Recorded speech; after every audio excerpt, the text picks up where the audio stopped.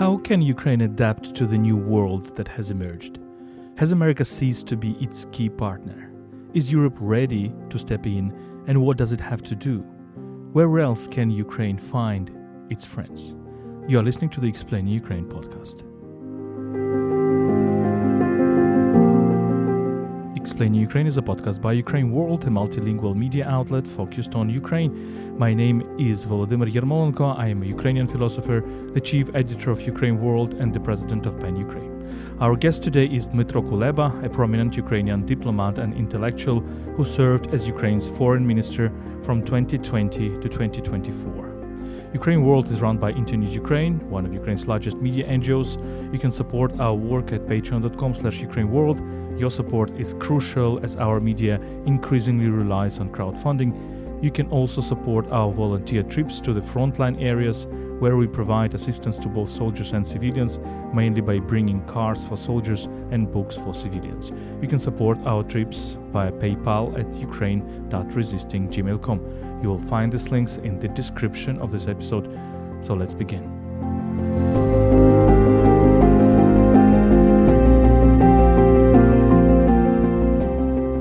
Dmytro Kuleba, welcome to this podcast. It's a pleasure to finally be here. What kind of the world we are living today? Well, there was a long conversation about the changing world. I think we have good reasons to say that we finally live in a changed world. It doesn't have to be present continuous anymore. It can be past simple. So America is completely different from the one we knew. It began to believe that the best way to lead the world is to retreat from the battles of the for this world. We see that today the United States are closer to Russia, to countries like Russia and China at the level of values than to the countries like Ukraine and the rest of Europe.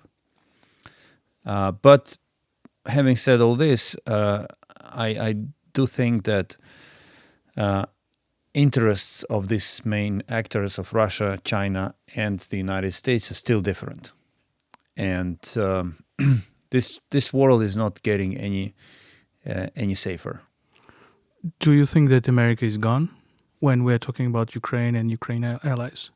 Yes, I think America, even if America comes back, it will not return neither to Ukraine nor to Europe in the extent that it had been present here before it decided to walk away. So the change that you see in America right now, do you think it's ideological? Do you think it's very profound? It's not tactical? Purely ideological. The first presidency of Trump was seen as essentially like an incident, and the strategy was just to outsit him, outlive him. But what we all missed in America is the understanding of the social base that brought Trump to power. And today we see that these people only got stronger over the last years. They exist in a completely different bubbles. I watched an interesting videos recently where two guys, they're like comics, they interview, but they pretend they're journalists, and they interview the Trump base, Trump supporters. And these people, many of them say, I do not read fake mainstream media. I watch media that I trust. So we essentially ended up in two bubbles of people who believe that what they read and watch within their bubble is truth, and there is no dialogue between them. So the social base exists. Trump is back with a landslide victory. he himself, his supporters, they are in a state of euphoria.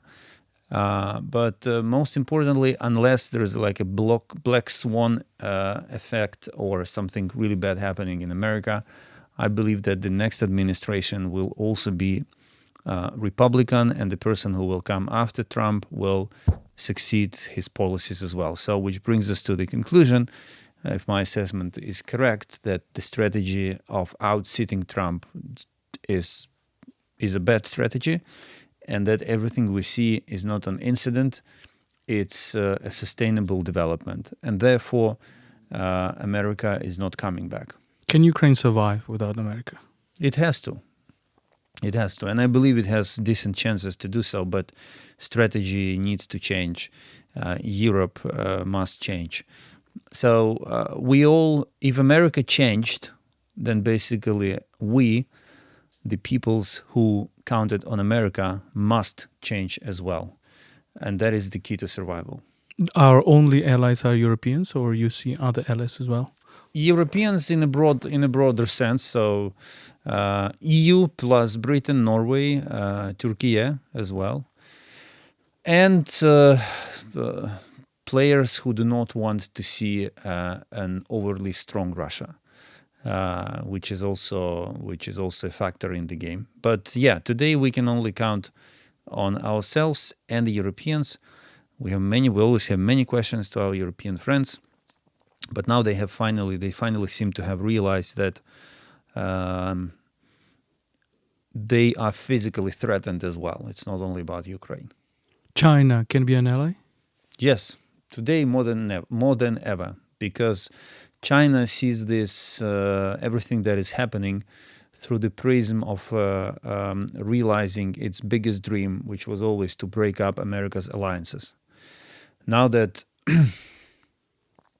America, actually, I must say that the idiom "to behave like a bull in a china shop" finally becomes literal. It really makes sense, because America is the bull who is constrained by the walls of the china shop. But look, that means that values are gone. We are only thinking about security because, well, China is organized in a completely different way than Ukraine. Ukraine is bottom-up, Yes. anarchic. China is top-down, paternalistic, collectivist. Yeah, but it's an issue of survival now. The luxury of values. Values were always a luxury, right, in decision making.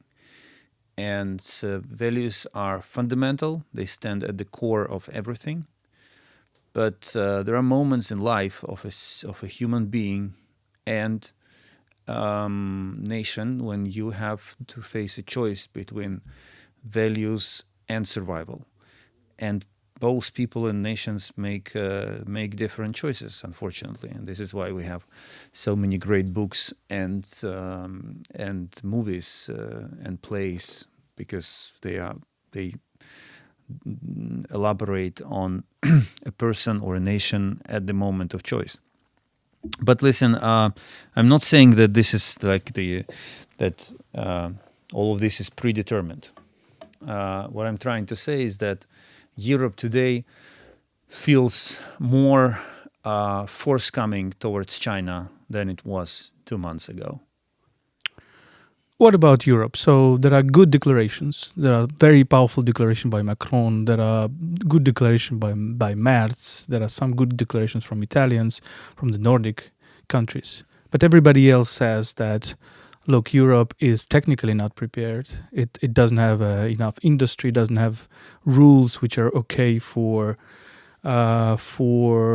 military economy. We have recently published a podcast with Nico Popescu. I know that you know him very well as well. That was also his argument. What do you think? Europe, until recently, was making all the right statements. Last week they made right decisions. The question is how quickly and to what extent they can be implemented. Europe has a mixed record on that, right? We know that sometimes they found the strength to act in a very proactive and resolved way. And by the way, one of those episodes was exactly when the United States had retreated from the battlefield to discuss the supplemental in the Congress. Europe was not waiting for the US back then. They were making decisions which were important to help Ukraine out under those circumstances. I would disagree that Europe does not have the base, the industrial base. It does. It has issues with large scaling.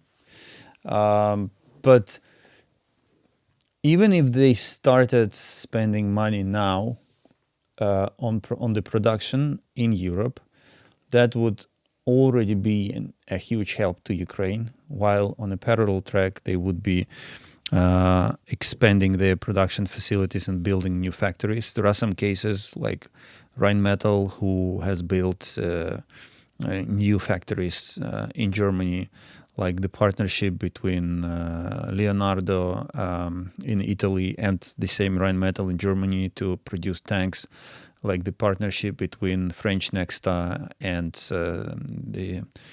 I always forget the name of the second largest German producer of weapons. So the problem that Europe is facing is time. And again, time and the defining the mechanisms or the ways through which money should flow. Because now, even after the European Council adopted the right decision on allowing member states to take loans and to increase their expenditures on spendings on defense industry, we heard that Germany and France are discussing how to proceed with the implementation. And the problem is that there is no time to discuss. They must be doing these things now.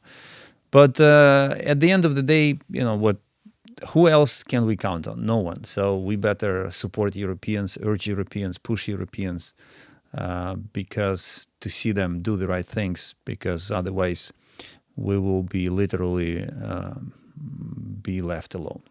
So do you think that now the geopolitical scene of Ukraine is now narrows down? Because I remember 22, 23, we were talking about Global South, we were talking about the whole world. Now America is gone, you say. Europe is the only partner? Well, as you and I speak, the president is in Saudi Arabia, and talks between Ukraine and the United States and Russia and the United States are going to take place in Saudi Arabia. President of South Africa extended the invitation to President Zelensky to pay state visit to this country. So no, Global South is not gone, because both of these countries belong to it. What changed is that today all focus will be, and all resources will be focused on those countries who potentially can make a difference. In a nutshell, to make it very simple, it will matter far less how many countries of the Global South will vote for a UN resolution. What will matter is what can be a practical input of a specific country of the Global South in negotiations or in counterbalancing Russia's influence. Imagine that, for example, Ukraine accepts some of the American deal, some of the American pressure, Trump's pressure. What do you think will happen next? Because I have the feeling that Americans put some demands, then they put other demands, then they put more and more and more. Now the talk is that Zelensky should go, etc. At which moment Ukraine will say no, and what will happen afterwards? Well, but it's up to our negotiators to decide when that moment comes or when it doesn't. I have a feeling that Ukrainian society is ready to accept a pause on literally almost any terms. But the problem is that it will only be a pause. And what people mistakenly take for the end of the war will be a pause. So basically, the worse the deal will be, the higher will be the chances that it will not be a deal on ending the war. It will be a deal on starting the new war. That's where we are. But I don't think people get that far in that assessment. How realistic do you think that Russia is going to go and attack other countries? Like, for example, the European continent, Baltic states, Finland, Poland? 100%. Putin will fight wars until his last breath. These can be wars of different scales and types, but it is going to happen. He cannot live in peace anymore. This is because he finds it very convenient, especially if he gets a decent result for himself in Ukraine. This will only motivate him to do more. But wars do not necessarily have to start with thousands of troops crossing the border and tanks entering peaceful cities. It has become apparent that the war has changed dramatically. What if unidentified long-range drones hit energy facilities or ammunition depots in France, Germany, any other country of Europe? It does not even necessarily have to be Baltics or Poland. And Russia says, it's not us, we didn't do it. But national governments of these countries will have to make decisions. They will have to respond. There will be a lot of open source intelligence of where these drones came from. There will be a lot of speculation on the media, on the social media, in favor and against attributing these drones to Russia. But that's it, basically. And Russia will effectively attack another country by doing so. The question is not whether Russia is going to attack. The question is how the attacked nations will respond, single-handedly or collectively. Do you think that this attack will happen only after Ukraine falls? Or do you think that it is precisely when Russia is stuck in Ukraine, it will try another, like, say, battle scenes, which are easier, which are less protected? Well, if Ukraine falls, the chance for attack is 100%. If Ukraine, the longer Ukraine holds, the lower the chance is, the lower the chances of an attack become. Because the busier he is here, and the more of his army is decimated here, the less likely it will be for him to attack someone else. But again, he finds the war mode very convenient for his rule, so he will stick to it.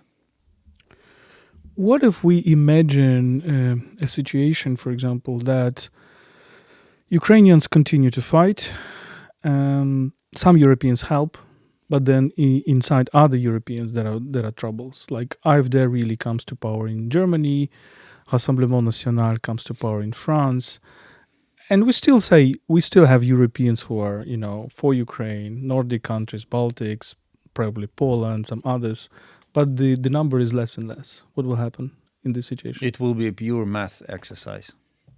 So it will be not about solidarity or ideology. It will be pure math. Does this number of countries who stand by me suffice for me to continue fighting? Do they send me enough of weapons? Do they offer me enough of financial assistance? It will not be about the number. So the phase of the war when numbers mattered, where it really was important to push the narrative that the whole world is on my side, are gone, right? So today it's very practical. What can you give me to help me hold on? It's like in this old, anecdote about Stalin when he was told about the importance of talking to the Pope and taking into account his opinion. And Stalin allegedly responded by asking, how many divisions does the Pope have? we are exactly in this momentum right now.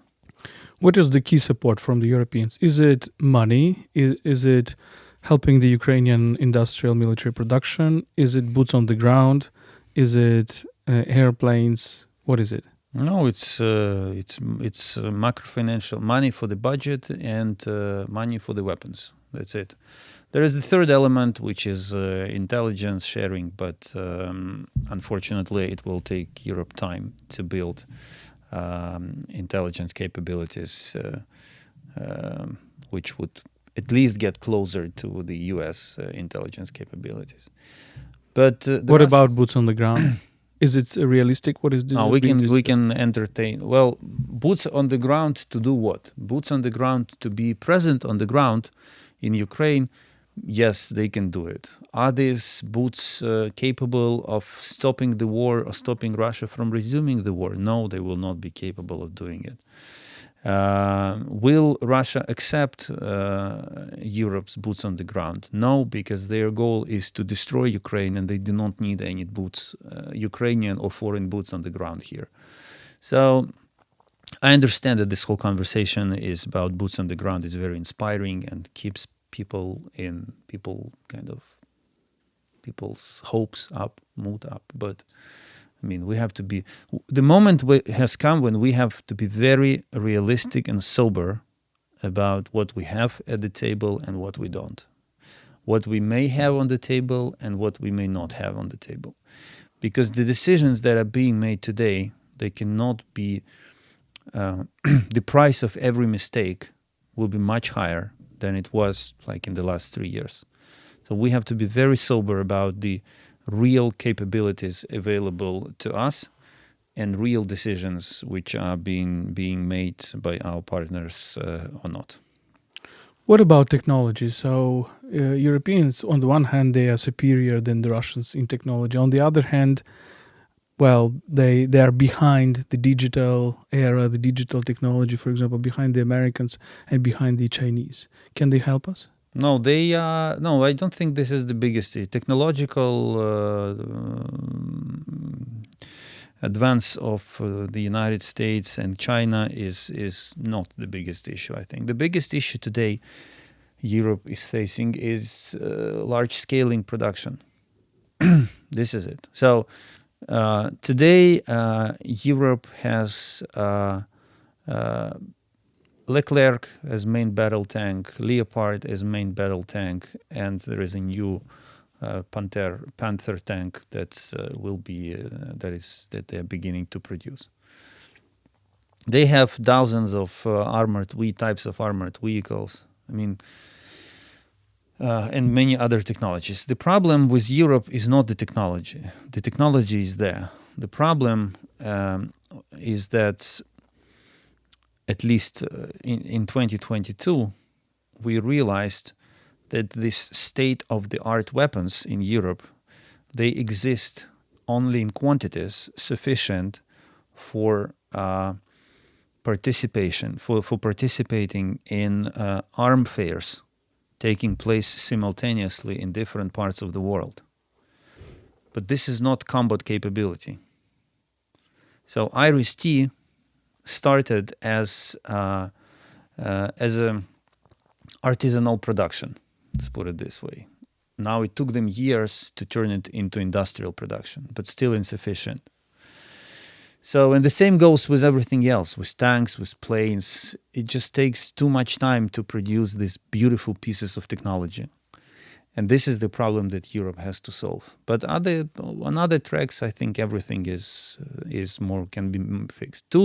Three problems that Europe cannot fix cannot help Ukraine with in a short-term perspective: Patriot interceptors, intelligence, and spare parts and maintenance of American equipment in Ukraine. This cannot be solved without the Americans. Everything else can be solved by Europeans, but they need to rush. What about psychology? I have the impression when I talk to Europeans that the problem is psychology. First, they're still in denial that this is a war against Europe, and secondly, they do not really believe in Europe. What is your impressions when you talk with politicians? I have a feeling that elites, European elites, realize that Russia poses a physical threat to them. They realized after J.D. Vance's speech in Munich that America is gone. But the perception in the public opinion is more nuanced. And I think that there are still very many people who need to be, let's call them voters, right? Because it makes sense here. So very many, like abundance of voters who need to be convinced that it makes more sense to spend taxpayers' money on weapons and not schools and roads. That Russia is a real threat. So Europe will be constrained until the moment when, to win elections in Europe, you will have to make search in you will have to make the defense of Europe as one of your main campaign slogans. Until it does not happen, politicians will care how to win, and therefore they will not be able to take the decisions they must take. Overall, the choice that European leaders are facing now is whether to be statesmen or politicians, whether to care for Europe, for their countries in Europe, or to care for winning the next elections. This is the choice that they have to make. What about, maybe let's talk about Ukraine, the last 5 minutes. What about Ukrainian resilience? Do you see that it is still strong, or do you see it weakening? No, I think that Ukrainians have done a remarkable job in defending their country. With all my respect to other nations in Europe, I do not really see who else would be able to achieve what we did under these circumstances, right? But of course, we are exhausted, we are tired, and I do think that Ukrainians today, the majority of Ukrainians today, they just want this nightmare to stop. Okay, but it does not mean that they are ready to give up. We just need a pause. It's like if you run a marathon, right? And at a certain point, you feel so exhausted that you tell to yourself, like, okay, I'm not gonna make it first, but I need to make a pause, to take a breath, to sip water, and just finish the marathon.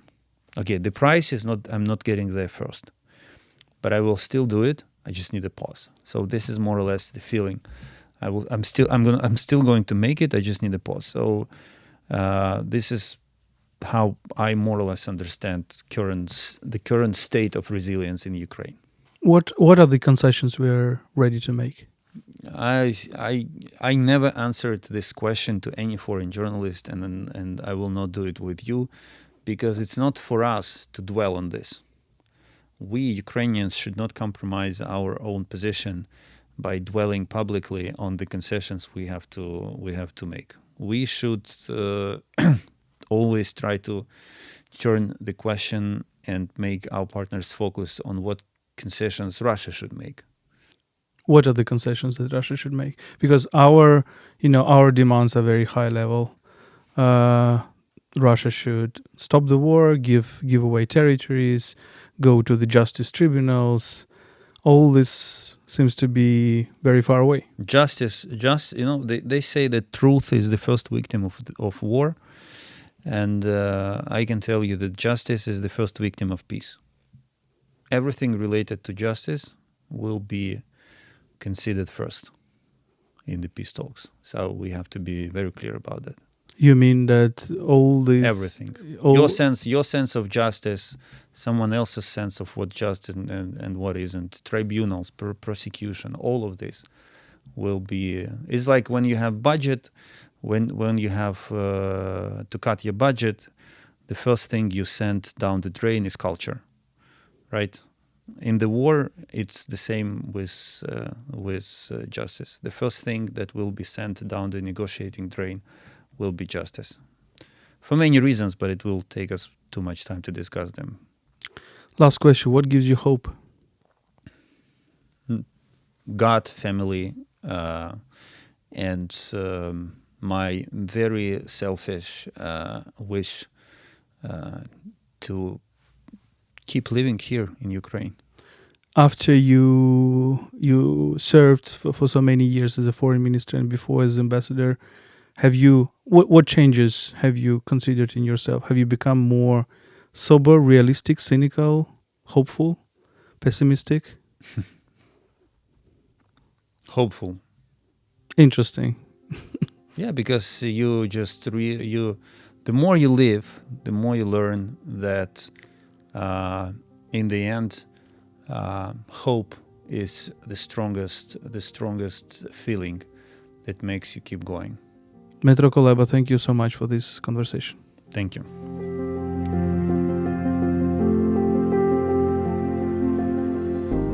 This was a podcast explained in Ukraine by UkraineWorld, a multilingual media outlet about Ukraine. My name is Volodymyr Yermolenko. I am a Ukrainian philosopher, the chief editor of UkraineWorld and the president of PEN Ukraine. My guest today was Dmytro Kuleba, a prominent Ukrainian diplomat and intellectual who served as Ukraine's foreign minister from 2020 to 2024. You can support our work at patreon.com/UkraineWorld. Your support is crucial as our media increasingly relies on crowdfunding. You can also support our volunteer trips to the frontline areas where we provide assistance to both soldiers and civilians, mainly by bringing cars for soldiers and books for civilians. You can support our trips via PayPal at ukraine.resisting@gmail.com. Stay with us and stand with Ukraine.